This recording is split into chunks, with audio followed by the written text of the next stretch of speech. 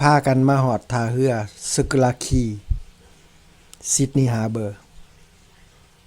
แล้วก็พากันย่างเลาะส้มทิวทัศน์ในบริเวณโอเปราเฮาส์เฮือนหลังคารูปทรง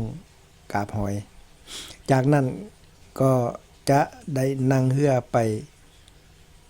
ที่ดาร์ลิงฮาร์เบอร์ต่อ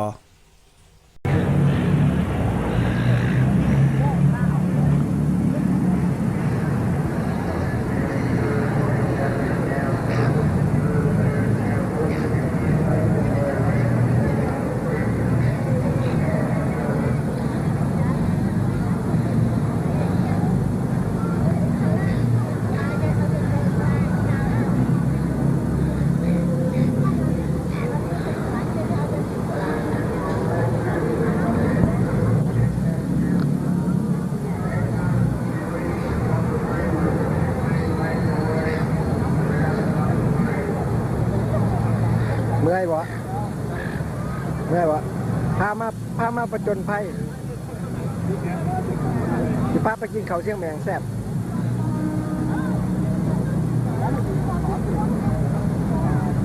ถ่ายรูปได้ไหมบินไปนี่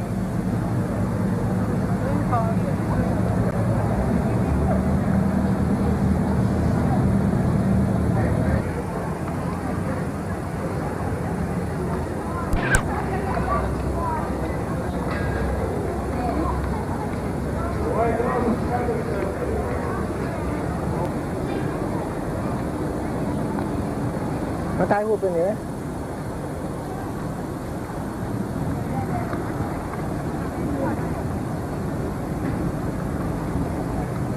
มาถ่ายรูปเนี่ยพินไปนี่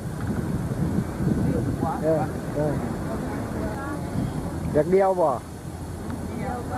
เดียวก่อนบ่เดียวอาไทยนะไอเดียวเนี่ยไปออกเว็บไซต์เลยพอกผัวโฆษณาแกงจักแหล่แก้วพัดคนมันงามอยู่แล้วแก้วพัดเราบอกมื้อเช้านี้คนมันงามอยู่แล้วบ่ต้องถามนะ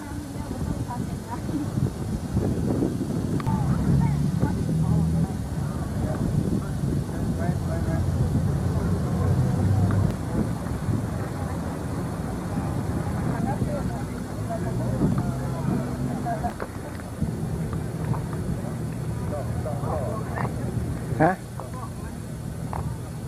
ได้กระกล้องมันบีบข่อยบีบกล้องอยู่นี่ก็มี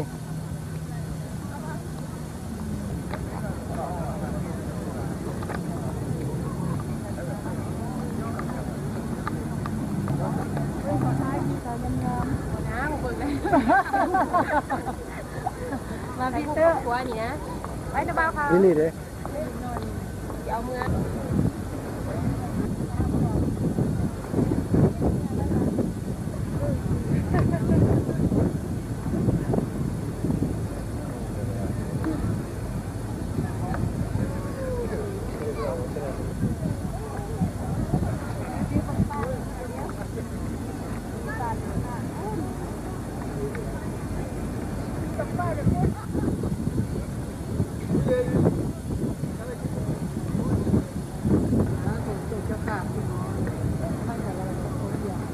ไม่ยังเหีย